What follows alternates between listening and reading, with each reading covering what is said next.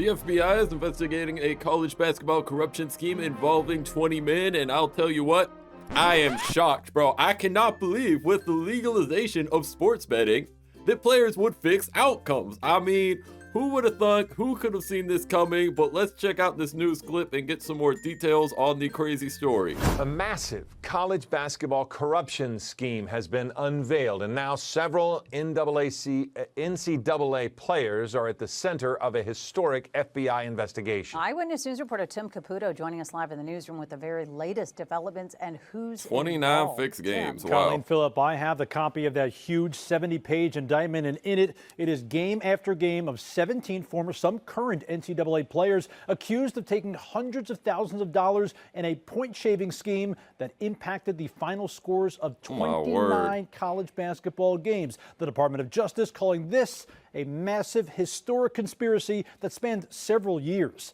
The DOJ alleges this scheme actually began in China with a former NBA player and college standout Antonio Blakeney intentionally underperforming in the Chinese Basketball Association, a professional league there, while bettors put big money on teams that Blakeney was losing to. It was so successful there, the alleged ringleaders of the conspiracy took the plan to college basketball here in the U.S. You know what's crazy about this is, like, how many of these have not been caught yet?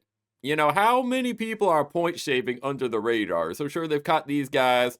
That's good, but it's like, how many are getting away with it? Because so much of sports betting, it just comes down to what's going to get flagged by the algorithm. So let's say there's some random WNBA game and like $500,000 comes in on some girl's under. Okay, that's going to get flagged. They're going to be like, all right, there's something fishy going on here. Let's investigate. Let's see if she's working with, you know, some group of people to make money. But it's like, how many people, maybe even working at the sports betting companies or not, know what would flag an algorithm so that they can just, you know, shave a few points here, shave a few points there, and win some money. Like, I truly think it's just too easy to get away with at this point. And this story here, I'm assuming it's the tip of the iceberg. Obviously, I don't have facts to back this up, you know, but I think as time goes on, as the years go on, as gambling has become super mainstream, it's only going to get worse, or maybe it's as worse as it can get, you know.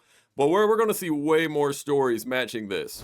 The Attorney General in Eastern Pennsylvania claims more than a dozen D1 college players were bribed $10,000 to $30,000 a game, all to point shave, making sure their team lost by more points than expected. It didn't involve any major college powerhouses, but players at schools like Tulane and DePaul were allegedly involved. Yeah, so they said no powerhouses, but that's what's crazy about gambling. You can gamble on the most random esports. I mean, maybe they're popular, but my buddy Brune, that's the channel he runs. Like, okay, he found the most random, like CSGO, I think like League of Legends. So like, you know, when you get to these like niche esports or niche regular sports, like we once gambled on Australians women's basketball. No offense to the Australian ladies, but like, how much revenue is that league pulling in? How much attention is on that league? So when you get to this point of like how niche the sport is and the athletes aren't pulling in millions of dollars from their salaries, they actually have a much higher incentive to just rig the sport and print money. So that's what you got to be careful for.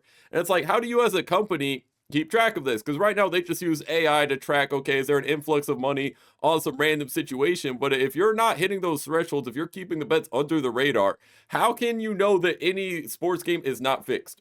Because you can just bet on every sport at this point. I don't know how many sports there are, you know, around the world that you cannot put a parlay on. Right? I mean, we're talking Australians women's basketball at 3 a.m. and that was like 2 to 3 years ago. Okay? Gambling has only expanded since then. So like, and by the way, we did bet the under, okay? I did not gamble. I've never gambled, but I was with my buddy Brune in a call. I said women can't shoot. He bet the under on the 6 ladies and doubled his money, okay? That was a W bet, but don't gamble. They recruited other players. They had players recruit their teammates. And this scheme Just and this spread like conspiracy wildfire, eventually huh? mushroomed. It eventually enveloped 17 NCAA Division I programs, 17, 39 players, 39. and 29 games that we allege were either fixed or attempted to be Gotta fixed. be more than that, right? NCAA President Charlie Baker, responding to the incident with a statement reading in part, Is this a different Charlie? Wasn't that the mayor of Boston? Is this his cousin or something? Protecting competition integrity is of the utmost importance for the NCAA. We are thankful for law enforcement agencies working to detect and combat integrity issues and match manipulation in college sports through helpful collaboration. And with industry regulators, we have finished or have open investigations into almost all of the teams in today's indictment. Okay, I'll sped that up a bit. It's a bunch of blah, blah, blah, blah, blah. We care about the integrity of our sport. Oh my goodness, we take this with the most utmost seriousness. How dare you rig the sport where we promote betting all over the place?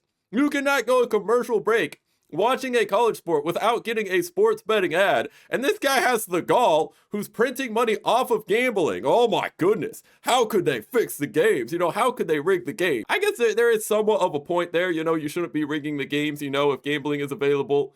You as the player, have to have integrity, but it's like when you got these young college students, they're like 18 and 19. They're not making a ton of money. They're on some obscure teams, not getting a ton of deals, and some dude shows up with like $100,000 so you can go brick a few shots. How are you going to even uphold the integrity of your sport at this point? What chance do you have? I mean, unless there's like long prison sentences, I doubt these guys will go to jail for too long. I mean, how much of a crime is it? I actually don't know much about the law on if you intentionally fix a game. How that works. Does that count as theft or rigging an outcome? I don't really know. But yeah, this is insane. You just can't have both. You can't legalize gambling, promote gambling in every single commercial, and not expect a handful of your student athletes to fix outcomes. Okay, there's just no chance. Okay, maybe in the NFL, I'm hoping, because I'm a huge NFL fan, that no one's rigging the outcome because they have like such high salary, so it's going to be a little harder to get them to sell on purpose. But with these student athletes, man, it's just too easy at this point. Now, the NCAA says they've already investigated other instances where players bet on their own performances. That's part of the reason they are calling for the elimination of those prop bets in college sports where bets are made on that's specific good. player performances rather than those game outcomes. Recently, Major League Baseball actually worked with sportsbooks to cap the amount someone can actually wager on their prop bets after two pitchers in baseball were charged with rigging pitches to benefit those sports bettors. Clearly something that is pervasive in all sports now in college sports. Live in the newsroom, Tim Caputo, ABC 7 Eyewitness News. Yeah, well, I'll give them a little credit for that. The parlays are where you can super manipulate it because it's just an individual player's performance. So you just bet, oh, this guy, he's going to make 20 baskets.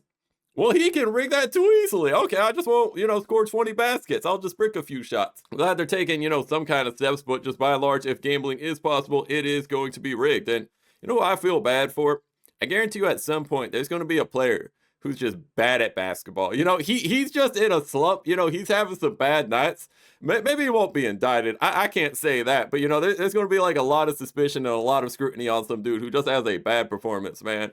That's going to be tough for him. But yeah, straight up, I just want all gambling apps to be illegal. Whatever. If you want to have like in-person places where people show up and bet on a single game, let's ban the parlays, I suppose. But these apps are just totally out of control. Everything is just becoming far too rigged. But comment down below your thoughts on this story. And if you have similar stories or further information, click here for a video where I reacted to Kayshon Boutte, who got addicted to gambling at one point in his life. I have been your captain. You have reached the end.